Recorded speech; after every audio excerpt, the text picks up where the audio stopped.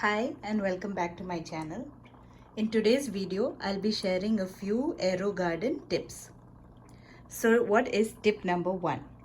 Tip number one is that whenever you add new pods to the AeroGarden, you need to moisten the sponges a little bit because sometimes the sponges, they float on top of the water and they don't get moistened as much as you want them to. You can see this one is, floating and popping up a little bit. I'm just going to add a few drops of water to each pod using this dropper water bottle that I bought from Amazon. I actually use this to water my succulent plants and indoor plants, so I'm just going to be using that today. This is filtered tap water. So adding a few drops. Try not to get the labels wet. You just want to moisten the tops of the sponge. Not too much water.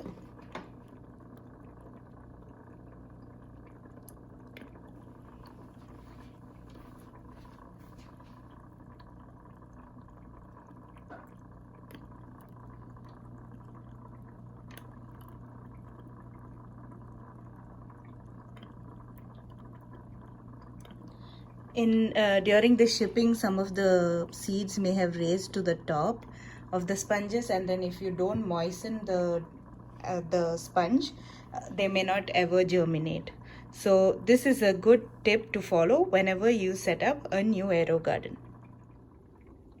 Tip number two. Tip number two is an indoor plant tip.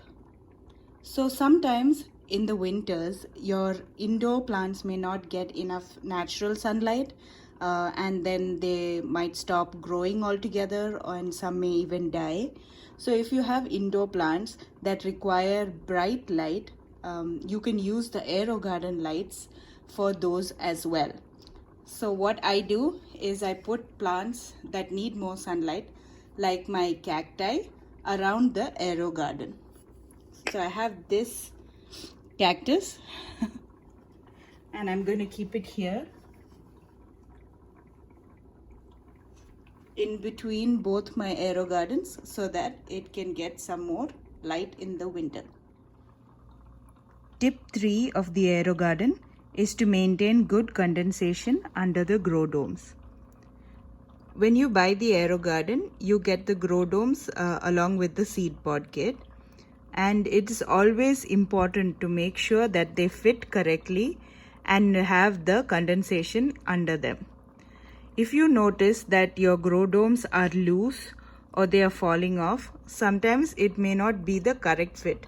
You can try to rotate your grow domes or exchange it with another grow dome. Sometimes certain seed pods and grow domes fit correctly together.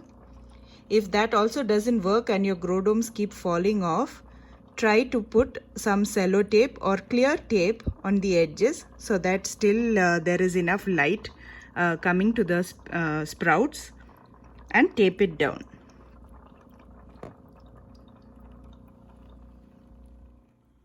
Tip 4. Tip 4 in taking care of your AeroGarden is to keep yourself organized. I have about 3 AeroGarden machines right now, so sometimes I'm like really confused which plant is where, what sprouts when, and I have no idea what's going on. So to help myself, I created this sheet.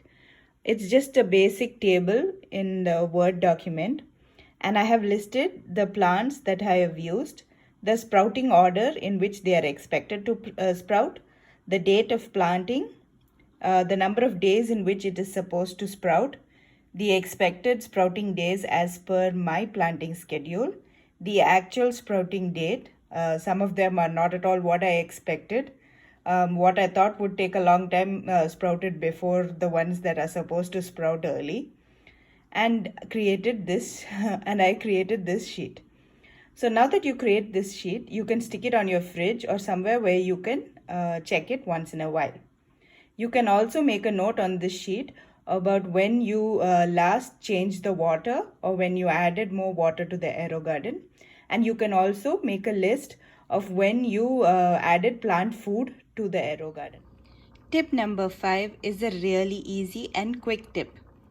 If you have AeroGardens with the white surface, like these AeroGarden sprouts or the AeroGarden harvest, you can write the date on which you changed or cleaned the AeroGarden on the top using dry erase markers.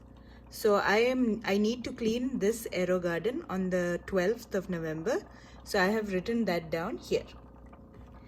And if you see here, my AeroGarden harvest also has the light gray top. So I have written 10-11 on it using dry erase markers.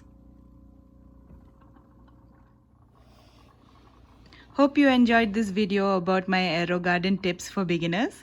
If you want more such videos, be sure to subscribe to my channel and turn on the notifications by hitting the bell icon. If you have any questions about the AeroGarden, make sure you leave me a comment and I'll get back to you. Thank you all for being a part of Homebody Diaries. I'll talk to you later. Bye-bye.